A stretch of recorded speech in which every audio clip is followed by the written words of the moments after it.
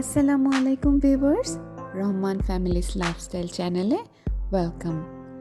মহান আল্লাহ সুবহানাল্লাহ তাআলা আমাদেরকে অনেক ভালো রেখেছেন, আলহামদুলিল্লাহ। আশা এবং দোয়া করছি আপনারাও ভালো আছেন। শুরু করছি আমার আজকের ব্লগ। আজকে বাচ্চারা বাসায় আছে, ওয়েদারটাও একটু গ্লুমি, একটু ঠান্ডা ঠান্ডা ওয়েদার। তো ওদের নাস্তার পর্ব শেষ। দেখতে পাচ্ছেন আমি কিচেন হুডটা ক্লিন করছি। সো এই জিনিসটা দেখলাম যে একটু বেশ ময়লা হয়ে আছে, আর সেই জন্যে একটু গরম পানি দিয়ে দিয়েছি আমি। এই যে গরম পানি দেওয়াতে বেশিরভাগ গ্রিজ অয়েলটা উঠে যাচ্ছে।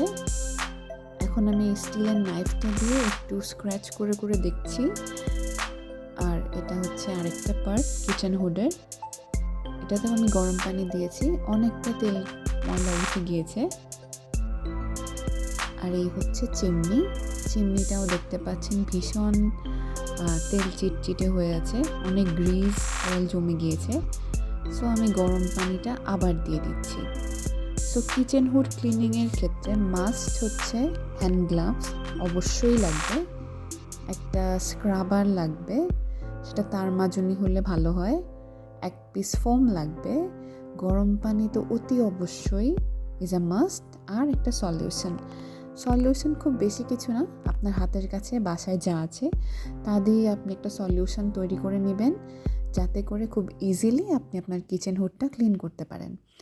আজকাল কিচেন হুড ক্লিন করার জন্য অনেক সার্ভিস,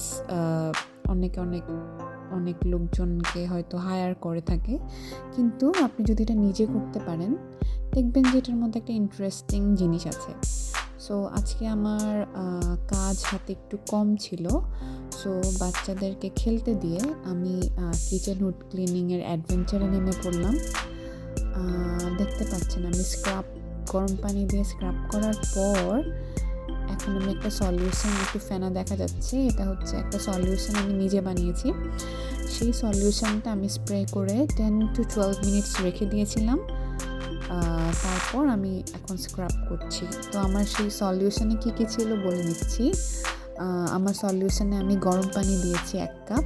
সেই 1 কাপ গরম পানির মধ্যে 1 চা চামচ বেকিং সোডা দিয়েছি, 1 টেবিল চামচ আমি ডিশওয়াশার লিকুইড দিয়েছি, আর 1 টেবিল চামচ কাপড় ধোয়া ডিটারজেন্ট পাউডার দিয়েছি। এই সবগুলো আমি ভালো করে মিক্স করে নিয়েছি।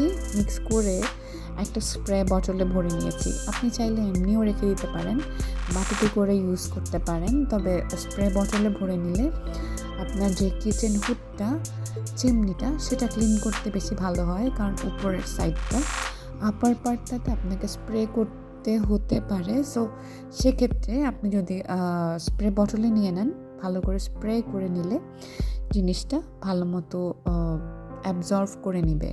সো আমি সেই কাজটা করে, স্প্রেটা করে সলিউশনটা আমি 10 থেকে 12 মিনিটস, ম্যাক্সিমাম 12 মিনিটস আমি রেখে দিয়েছিলাম। এরপর আমি আরেকটু গরম পানি দিয়ে তার মাজনি বা স্ক্রাবার দিয়ে আমি এখন স্ক্রাব করছি, যে আপার পোর্শনটা আমরা বাইরে থেকে দেখতে পাই কিচেন হুডের, সেই জিনিসটা।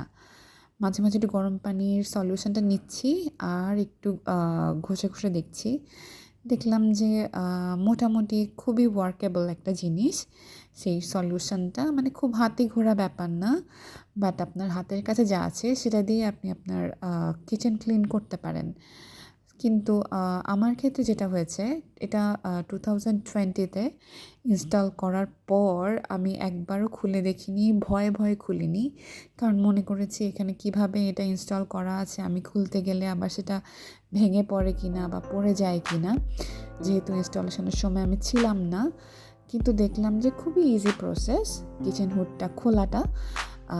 আর তারপর যখন আপনি ক্লিনিংটা করবেন সেটাও খুব একটা ইজি প্রসেস, খুব একটা লেংদি না, বাট কাজটা করতে একটু টাইম লাগে। আমার অলমোস্ট 2.5 আওয়ার্স লেগেছে ফুল কিচেন হুড, চিমনি সবগুলো ক্লিন করতে। সো যদি আপনার হাতে ফ্রি টাইম থাকে তাহলে আপনি এরকম একটা অ্যাডভেঞ্চার করতে পারেন। আর যদি মনে করেন যে কোনো বাইরের কাউকে দিয়ে করিয়ে নেবেন, সেটা করতে পারেন, বাট নিজে করার মধ্যে একটা আলাদা স্যাটিসফ্যাকশন কাজ করে মানুষের, একটা সেলফ কনফিডেন্স ডেভেলপ করে যে এই জিনিসটা আমি হয়তো পারবো, আর আমি চেষ্টা করি যদি আমি পেরে যাই, তখন সেই কনফিডেন্সটা মানুষকে খুব বুস্ট আপ করে। আমার কাছে তাই মনে হয়। সো আমি সবসময় চেষ্টা করি কোনো না কোনো কিছু ইউনিক কোনো কিছু ট্রাই করতে, যাতে করে আমার নিজের এক্সট্রা এক্সপিরিয়েন্স গ্যাদার হয়। এই যে আমার কিচেন হুডটা আমি ক্লিন করে ফেলেছি, দেখতেই পাচ্ছেন আপার পার্টটা একটু আগেই দেখা গিয়েছে স্ক্রিনে, অনেক তেল চিটচিটে ছিল, বাট এখন একেবারে ক্লিন, নাইস অ্যান্ড ক্লিন। এই জিনিসটাও দেখেন, এটাও একেবারে ক্লিন হয়ে গিয়েছে, আর একটু বাকি আছে হয়তো। আর এইটা হচ্ছে মোটামুটি ক্লিন করার পর এই অবস্থা। মাঝে মাঝে আমার বাচ্চারা আবার এসে দেখে যাচ্ছিল যে মাম্মা কী কাজটা করছে, যে কি জানি করছে মাম্মা।